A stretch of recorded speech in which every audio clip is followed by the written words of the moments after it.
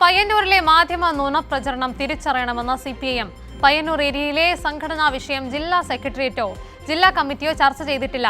ബോധപൂർവ്വം നടത്തുന്ന വ്യാജ പ്രചരണങ്ങൾക്കെതിരെ നിയമ നടപടി സ്വീകരിക്കുമെന്നും CPIM ജില്ലാ സെക്രട്ടേറിയറ്റ് അറിയിച്ചിട്ടുണ്ട്. വിവരങ്ങളുമായി സന്തോഷ് കൂടി ചേരുന്നുണ്ട്. സന്തോഷ്, ഇത്തരത്തിൽ വ്യാജ പ്രചരണം തുടർക്കഥയാവുന്ന ഒരു സാഹചര്യമാണ്. മാത്രമല്ല, ഇത്തരത്തിൽ ബോധപൂർവ്വം ഈ വ്യാജ പ്രചരണങ്ങൾ നടത്തുന്നവർക്കെതിരെ നിയമ നടപടി സ്വീകരിക്കാൻ തന്നെയാണ് CPIMന്റെ തീരുമാനം. എന്തൊക്കെയാണ് വിവരങ്ങൾ?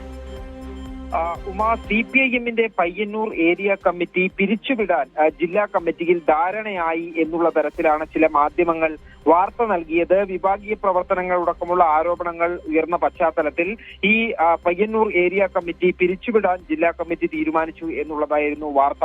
ഈ വാർത്തക്കെതിരെയാണ് ഇപ്പോൾ CPIM കണ്ണൂർ ജില്ലാ സെക്രട്ടേറിയറ്റ് പ്രസ്താവന പുറത്തിറക്കിയിരിക്കുന്നത്. പയ്യന്നൂർ ഏരിയ കമ്മിറ്റിയിലെ സംഘടനാ വിഷയം ജില്ലാ സെക്രട്ടേറിയറ്റോ മറ്റ് ജില്ലാ കമ്മിറ്റിയോ ചർച്ച ചെയ്തിട്ടില്ല. അതുകൊണ്ട് തന്നെ ഇത് സംബന്ധിച്ച് മാധ്യമങ്ങളിൽ വരുന്ന നുണപ്രചരണം CPI തിരിച്ചറിയണമെന്നാണ് CPIM പ്രസ്താവനയിലൂടെ ചൂണ്ടിക്കാട്ടുന്നത്. ഈ കാലങ്ങളായി പയ്യന്നൂർ ഏരിയ കമ്മിറ്റിക്കെതിരെ തുടരുന്ന സംഘടിത നുണപ്രചാരണങ്ങളുടെ ബാക്കിയാണ് ഇപ്പോൾ നടക്കുന്ന ഈ പ്രചാരണം. ഒരു തരത്തിലും സംഘടനാ വിഷയവും നിലവിൽ ചർച്ചയ്ക്കെടുത്തിട്ടില്ല.